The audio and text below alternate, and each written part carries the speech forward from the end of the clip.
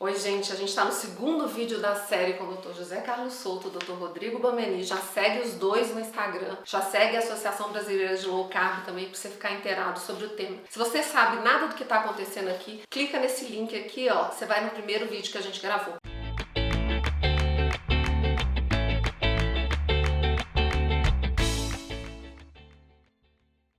O assunto desse segundo vídeo é um assunto que me interessa falar sobre ele, porque ele mexe muito emocionalmente comigo. Meu pai morreu com diabetes, morreu cego, quase perdeu as duas pernas. No fim da vida dele ele teve câncer e o tratamento de câncer foi muito dificultado pela arteriosclerose, que é uma complicação típica de quem tem diabetes. As enfermeiras não conseguiam acessar as artérias dele, porque elas estavam calcificadas, literalmente ficava duro, a agulha não entrava. Então eu vi o sofrimento do meu pai e hoje em dia, quando eu falo de low carb para as outras pessoas que faço as receitas e falo sobre o tema, eu fico pensando que talvez, se lá atrás eu soubesse mais ou soubesse o que eu sei hoje, ele teria sido beneficiado. Então o assunto de hoje é especialmente sobre diabetes. Eu vou falar o que eu sei. Diabetes tipo 1 é a diabetes que a gente nasce com ela, congênita. Normalmente descobre na infância. Não, mas é uma confusão frequente, assim, que diabetes tipo 1 é mais diagnosticado na infância, mas pode acontecer na fase adulta também. O que diferencia ela? É porque ela é uma doença autoimune. A diabetes tipo 1 é autoimune. É autoimune. Seu corpo produz anticorpos que vão e destroem o pâncreas, as células que produzem insulina do pâncreas. Então, quem tem diabetes tipo 1 não produz insulina. E aí, então, por isso que precisa sempre de usar a insulina externa. Não importa a dieta que você faça, você vai precisar usar insulina. O que vai mudar é, se você seguir uma dieta low carb, que a gente falou no vídeo passado, você vai precisar de menos insulina. Eu achei que já nascia. Não, porque às vezes é diagnosticado com 1 ano, 2 anos, mas tem com 5, 10, 15, tem até adulto. Autoimune geralmente vem com os coleguinhas, né? Uma autoimune, aparece outra também. É comum. É comum. Haver, assim, tireoidite também. De Alguns Hashimoto. pacientes têm doença celíaca e diabetes tipo 1. Diabetes tipo 2 é a diabetes de estilo de vida. Ela é adquirida. Você adquire pela maneira como você conduz a sua vida. É isso? Sim, mas até de maneira contraditória, digamos assim, o diabetes tipo 2 tem até mais influência genética. Mas se você tiver um estilo de vida saudável, você não vai ter diabetes tipo 2. No início de 1900, os casos de diabetes tipo 2 eram raríssimos. Não foi em 100 anos que ocorreu mutações genéticas e de repente 10% da população começou a ter diabetes tipo 2. Mas é mais associado ao estilo de vida. Tipo 1 pode ser destino. Tipo 2 2 não é. não é Então, destino. vou ter cuidado, porque a minha ia dizer assim, tipo 2 é uma opção. Não, ela é uma opção se você tiver a informação correta. Se tiver a informação correta, você não precisa desenvolver tipo 2. Você pode desenvolver se você ignorar essa informação. Eu, por exemplo, que tenho essa carga genética bacana, né? Que papai teve, todos os irmãos tiveram, minha avó por parte de mãe também. Você tem um risco maior. Eu tenho um risco maior de desenvolver. Ou seja, se eu comer errado, se eu me entupir de carboidrato, que no fim das contas vira glicose. O que acontece? Satura o pâncreas? Errei o nome do órgão? Não, acertou. Então, vamos antes do básico, então. O que é o diabetes, digamos assim? O nosso corpo utiliza a glicose, que é um açúcar simples, um carboidrato, como fonte de energia. Então, a gente precisa de glicose para sobreviver. Isso não significa que essa glicose precisa vir de fora, porque o nosso corpo produz glicose. Por isso que pessoas fazem jejum e não morrem de hipoglicemia, porque o nosso corpo produz glicose. Agora, a glicose no sangue, ela não funciona, a função dela não é feita no sangue, é feita dentro da célula. Então essa glicose precisa entrar dentro da célula para que ela consiga servir como fonte de energia. Seria como se o paciente viesse aqui no consultório e ficasse na recepção. Só vai ter função para o paciente, só vai ter significado para mim, para ele, se ele entrar dentro aqui da sala. Mas para ele entrar dentro da sala, a Patrícia tem que abrir a porta. E no corpo é assim. Então assim, para a glicose entrar dentro da célula, alguém precisa abrir a portinha da célula. E quem faz isso é a insulina. A insulina que abre, a chavinha que abre a portinha para a glicose entrar. Para a glicose entrar. Qualquer alteração que você tenha que interfira nesse processo da insulina abrir essa portinha vai causar o quê? Um aumento da glicose no sangue. E aí você vai falar que isso é o diabetes. O aumento da quantidade de glicose no sangue, você faz o diagnóstico de diabetes. Então no diabetes tipo 1, simplesmente você não tem mais a chavinha, a insulina. Não existe. No diabetes tipo 2, o que acontece? Por vários mecanismos, e um deles, o ganho de peso, que aí também vão ter outros mecanismos mecanismos que levam ao ganho de peso, mas essa insulina passa a ter resistência para funcionar. Imagina que antes, nessa porta aqui do consultório, uma insulina era capaz de abrir a porta. Agora precisa de 2, 3, 4, 5. E o corpo vai produzindo, mas chega uma hora que o pâncreas não consegue mais produzir. Ele também começa a entrar meio que em falência. E aí não tem a quantidade de insulina necessária para vencer essa resistência. Aí a glicose começa a acumular no sangue de novo. Isso estava nas minhas perguntas aqui. A resistência à insulina é uma pré-diabetes ou são coisas diferentes? A resistência à insulina, ela começa antes do diabetes, bem antes. Se a gente só medir a glicose no sangue, a gente às vezes nem sabe que o paciente já está com resistência à insulina. Vamos dizer, como o Rodrigo falou, tem 4 chaves que eu estou precisando para abrir aquela porta, mas eu tenho 4 chaves e a glicose, o paciente entra aqui dentro da sala. Então, a glicose no sangue ainda está normal. O problema é que eu já estou precisando muita insulina para isso. Se eu medir a insulina, aí eu vou saber. Por isso que eu perguntei aqui, se tem uma maneira da gente saber identificar. Ele está com medo, sabe que não come bem, tem histórico familiar. O que ele tem que fazer de exame para ele saber? Existem outros exames que se alteram quando a gente tem resistência à insulina, porque não é muito o hábito dos médicos pedir esse exame de insulina. Ele é um exame simples, é um exame de sangue. Mas vamos dizer, se o seu médico não pediu insulina, mas se os triglicérides estão muito altos, se o HDL, colesterol bom, está muito baixo, se a pessoa está acumulando gordura na região abdominal, se a pessoa tem pressão alta, se a glicose já está passando de 100, mas ainda não é diabetes, isso chama síndrome metabólica, isso é quase que certeza de que nós já temos resistência à insulina, gordura no fígado também. Agora, claro, medir a insulina e a insulina está alta em jejum é um indicador de que você está com resistência à insulina, porque se a pessoa fosse sensível à insulina, ela precisaria só um pouquinho de insulina para manter a glicose normal. Essa resistência à insulina, essa síndrome metabólica, ela é reversível ou ela é só controlada? Completamente reversível, enquanto o paciente ainda não teve a falência do pâncreas que o Rodrigo falou. Inclusive diabetes tipo 2. Inclusive o diabetes tipo 2 já instalado. Você ouviu falar que diabetes é uma doença progressiva e crônica e progressiva, está na hora de mudar um pouquinho o conceito quando se fala em diabetes tipo 2. Isso me leva a uma outra pergunta que eu tinha pensado aqui em fazer, que quando eu faço palestras sobre mudança de hábito e sobre low carb, enfim, o impacto disso na minha vida, eu falo que a minha compulsão, então, que a gente estava falando em off sobre compulsão alimentar, eu me sinto muito compulsiva, mas a minha compulsão alimentar, ela é muito controlada quando eu estou em low carb. Então eu não acho que cura, eu acho que você precisa de uma ajuda, um tratamento com psicólogo, enfim, você precisa de uma coisa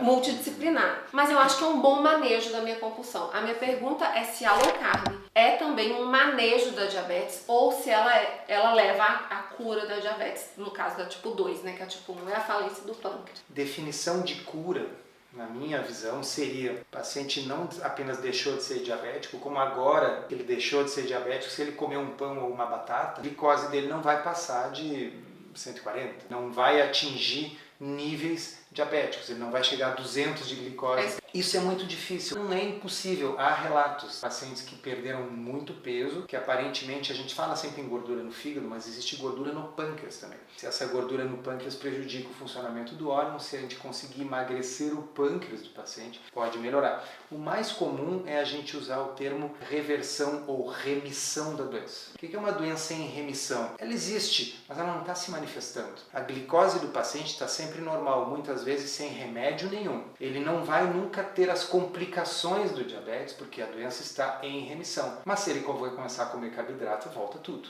Isso talvez não seja uma cura, mas a pergunta é, que diferença faz na prática? Uma cura ou uma remissão para quem segue a low carb e está em remissão? A glicose vai ser igual nos dois, nenhum dos dois vai ter isso que você falou, vai ficar cego ou vai ter amputação. Às vezes é uma diferença mais semântica do que prática. Eu acho que tem um ponto também que assim, quando a gente fala em diabetes, a gente associa diabetes tipo 2, a gente tem uma tendência de olhar só para a glicose, só para a glicose, só para a glicose. E a glicose é um sintoma da resistência à insulina. Seria como uma pessoa com pneumonia, você ficar só dando antitérmico, dar antibiótico. Só remédio para tosse. Exato, só dar... não, ele está ótimo, ele não está tossindo mais, e a bactéria lá se proliferando no pulmão. Quando a gente olha só a glicose, isso faz a doença se tornar crônica e progressiva. Porque para controlar só a glicose, isso a gente faz com medicamento. A gente vai dando um medicamento, no ano seguinte lança outro que custa R$150, daqui 3 anos vai ter um que custa 1.000, igual já existe hoje, R$1.500. Da insulina na dose que for necessária, assim, é absolutamente possível controlar a glicose da forma que for.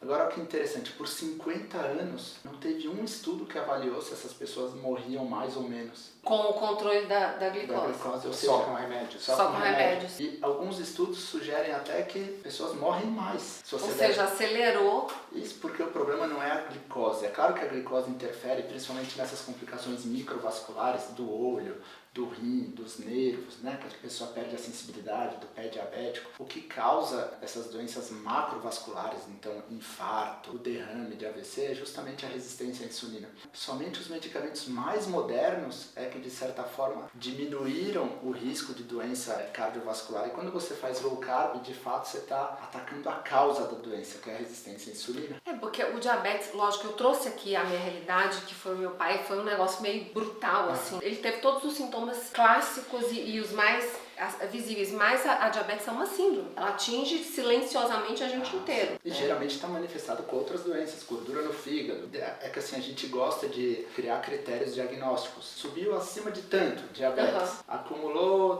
esteatose hepática, mas a causa é a mesma. Então assim, se você tem diabetes hoje, só diabetes, e você foca somente no controle da glicose, nada impede daqui a um ano aparecer gordura no fígado. E aí daqui 3 anos, com tudo normal, você infartar. E depois ter um AVC, ter Alzheimer, porque a causa continua lá. A hiperinsulinemia está lá. A insulina elevada demais por causa da resistência está ali produzindo seus efeitos. E lendo sobre o tema, eu já li, eu não lembro qual livro especificamente, que existe hoje o que é considerado diabetes tipo 3, que é o Alzheimer, e que a população nossa, no mundo, mais um percentual altíssimo, está fadado a ter algum tipo de demência por causa dessa hiperinsulinemia. É verdade isso? Tem fundamento? Tem estudos? Ou isso é só pra gente entrar aqui num pequeno pânico? Não, acho que tem muitos estudos. Tem estudos até mostrando melhora com medicamentos para o diabetes. Mas, de novo, a gente volta assim, talvez se a gente fosse pegar todas as doenças crônicas, todas fossem girar em torno de resistência à insulina e dessa inflamação crônica. Às vezes, quando a gente bate o punho, bate o joelho, fica inflamado. A gente vê aquela inflamação, dói. Mas tem essa inflamação que a gente não enxerga, que está muito associada ao estilo de vida. Talvez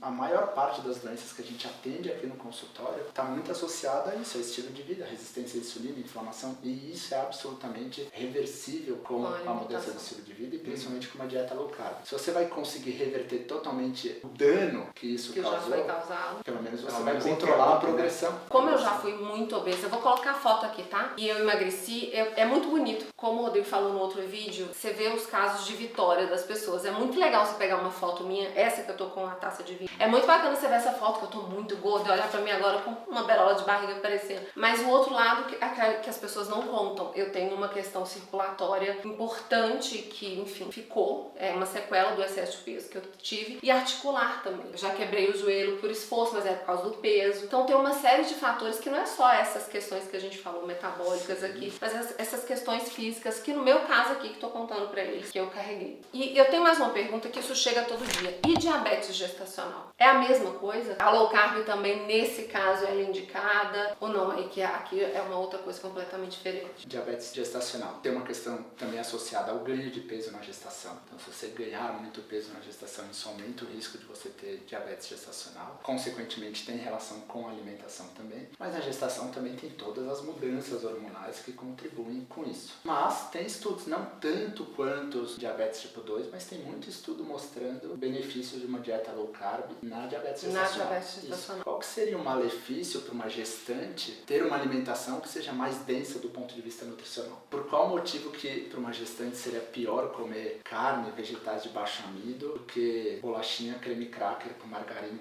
E a outra coisa é assim, o diabetes gestacional transforma. A gestação é uma gestação de risco. Depois que o nenê nasce também, ele tem um risco maior de hipoglicemia. A gente poder controlar adequadamente o diabetes gestacional, isso passa pela alimentação. É engraçado que é uma inversão, né? Se preocupam do do risco de comer menos carboidratos. Nossa, esse é um risco teórico que nunca foi verificado. Agora, o risco real e que todo mundo sabe que existe é ter diabetes gestacional mal controlado. Então, vamos comparar os dois riscos e ver qual é que é o maior, né? Eu queria saber se vocês já tiveram alguma, tipo, uma retaliação por vocês defenderem uma linha tão diferente das diretrizes nutricionais brasileiras, assim. No meu caso, não. E acho que parte tem a ver com o fato de que aquilo que a gente defende é sempre baseado em evidência. E o momento dessa retaliação, se era para acontecer, já passou. Porque agora o que a gente fala está alinhado com as diretrizes. As diretrizes de diabetes, Associação Americana de Diabetes, que acabaram de sair esse ano, colocam low carb como a opção mais estudada em diabetes, em termos de mudança alimentar, e a que tem a maior evidência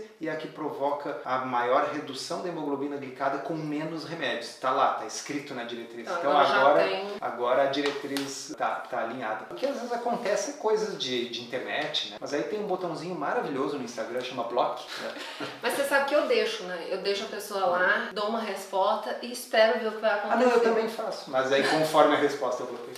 Já passou por isso? Já acho que é muito em rede social. Uhum. No começo, muitos pacientes, né? O paciente vinha esperando uma coisa, você fala outra, o paciente não voltava. É que eu acho que hoje os pacientes que nos procuram já procuram sabendo dessa abordagem. Então, procuram por isso. Por isso. Então acho que aí ele já vem por causa disso, ele já vem disposto a fazer isso. Eu acho que acaba que tem dois viés, né? A gente passa menos dificuldades e acaba tendo melhores resultados, até porque o paciente vem disposto já a mudar os hábitos. Você não precisa convencer ele de que aquilo de fato é melhor para a vida dele. Tá? Mas acho que foi mais no começo mesmo. Acho que agora de fato não é algo que incomoda tanto. Então, e os dois agora criaram um curso online, que inclusive já está essa primeira turma esgotada, mas teremos outra turma? Sim. Que chama Diabetes, a Solução. Do que se trata, para quem é, como vivem, como se reproduzem. Sobre o que é o curso, todo mundo pode fazer, fala um pouquinho. Acho que uma das dificuldades que a gente tinha e que gerava até certa frustração, porque muitas pessoas ligam de fato para passar em consulta, porque tem uma parcela da população que não quer mais só tratar doença. Eles querem de fato assim ter saúde, né? Ter saúde, ainda bem, né, que Exato. chegou nisso. Assim, como é que eu faço para usar menos medicamentos? Não tolero mais, cada vez que volto no médico, que gastar mais 200, 300, 400 reais por mês, que é o cenário comum de quem trata obesidade hoje em dia. O medicamento desses injetáveis custa 500 reais por mês. O diabetes, o último que saiu, 1.500 reais por mês. Então, assim, tratamentos estão ficando muito caros e as pessoas, eu acho que até por causa daquilo que a gente falou de informação, elas falam, não, olha, tem uma solução melhor e a gente não conseguia mais dar conta. Então, esse foi um dos motivos que a gente criou o curso. O outro foi até por causa que eu citei assim, existe de fato uma desinformação dos nossos colegas, das próprias nutricionistas, e não porque eles não querem tratar da melhor forma possível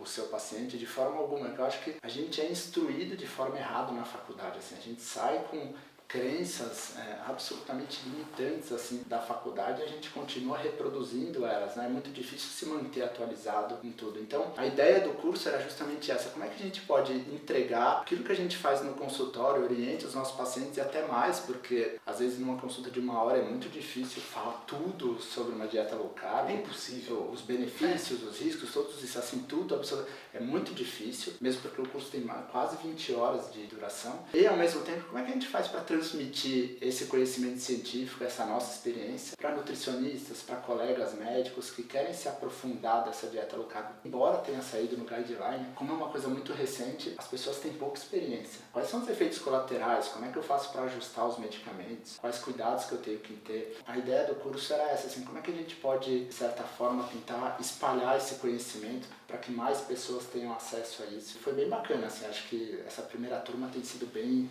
gratificante. Está recém começando, mas a gente está tendo um feedback muito bom. O número de inscritos foi bem maior do que a gente imaginava e por isso a gente pensou em fazer uma segunda turma adiante. E também a gente tem um limite, né? A gente interage com as pessoas no curso. Outra coisa que a gente pensou é, vamos fazer isso voltado para pacientes, vamos fazer voltado para profissionais de saúde. A gente optou para fazer para ambos. Então é acessível para mim. Exato. A ideia é que seja acessível para aquela pessoa que não é da área da saúde, é paciente, não faz ideia do que seja, mas que seja instrutivo também para o profissional de saúde. O que significa que, claro, para o profissional de saúde, alguma aula básica talvez não seja tão interessante, se bem que eu acho que a gente sempre aprende alguma coisinha. Para o paciente, talvez alguma parte técnica seja um pouco mais complexa, mas sempre é melhor ter informação a mais, a gente acha. A ideia é, para usar uma palavra moderna, empoderar o paciente com aquela informação que é a mesma mesma que o profissional de saúde está recebendo. Se ele tiver alguma dúvida, bem, ele pergunta, a gente interage. Então está sendo um projeto muito legal, é uma forma de levar isso em escala para um número maior de pessoas e não só aquelas que podem vir no nosso consultório. Porque o curso é para quem tem diabetes, para quem não tem, para profissional, para não profissional, para quem quer o quê? A gente pensou muito na hora do nome, né? Vamos botar o mais impactante logo, né? Não, aí a gente pensou no diabetes a solução por dois motivos. Porque para aquelas pessoas que têm diabetes, de fato é a solução. É a solução para você controlar a doença, é a solução para você usar menos medicamentos, é a solução inclusive Para você gastar menos, reverter o diabetes tipo 2, se for o caso. Mas para aquela pessoa que tem obesidade e resistência à insulina, também é a solução do diabetes. Porque é a solução para ela não ter diabetes. Porque é um caminho nítido, assim, é uma questão de tempo para que ela desenvolva diabetes. E acaba sendo uma solução também para os profissionais de saúde, né? Para eles, uma forma fácil deles se atualizarem e discutirem com a gente, trocarem experiência. E é bacana que como fica no mesmo grupo, profissionais de saúde e pacientes, então também tem essa interação entre os dois. Porque às vezes os profissionais, eles se colocam numa posição muito superior e é interessante ver, olha, esse paciente, ele está se atualizando. E é muito legal isso, né? Tem pessoas que chegam na consulta que você fala, nossa, já leu tanto livro sobre o assunto, uma coisa, mas não tem coisa melhor do que isso, porque é muito difícil mudar um hábito. É muito difícil você deixar de comer essas coisinhas gostosas, porque de fato é muito gostoso. E a gente é bombardeado, a gente tá no hospital, tem uma prateleira lá com um chocolatinho que você só põe seu cartão de crédito, cai. Se você não tiver muita informação, se você não tiver muita certeza do quão deletério aquilo é pra você, você mesmo começa a se enganar. É um caminho de auto-enganação. Será que isso é mesmo? Será? Porque aí você vê na mídia saindo, olha, você não precisa se preocupar, faz aquilo, aí você volta pra sua zona de conforto. E eu vou falar aqui como mãe, porque eu recebo muita pergunta. É difícil pra gente também saber o que tá fazendo em termos de alimentação pros filhos. A escola dos meus filhos passou uma nutricionista que virou pra minha filha, inclusive com desenho, de que pão, macarrão era energia pra ela correr. Então ela que gosta de correr começou a me questionar em casa, porque lá em casa não tinha pão. E aí eu tenho que ter muita certeza, muita propriedade pra falar, pra atingir a linguagem da minha filhinha de 8 anos, você conhece, pra que ela entendesse que não era bem assim. Você sabe que lá em casa, bom, são 3, mas a mais velha, ela tem o costume de comer carne de manhã. Então ela come todo dia carne. E elas, assim, elas comem doce, em festinhas, claro. Em casa é muito, muito, muito difícil ter. Mas teve uma vez que uma professora falou pra ela, olha, você não pode comer tanta carne, porque carne e gordura faz mal.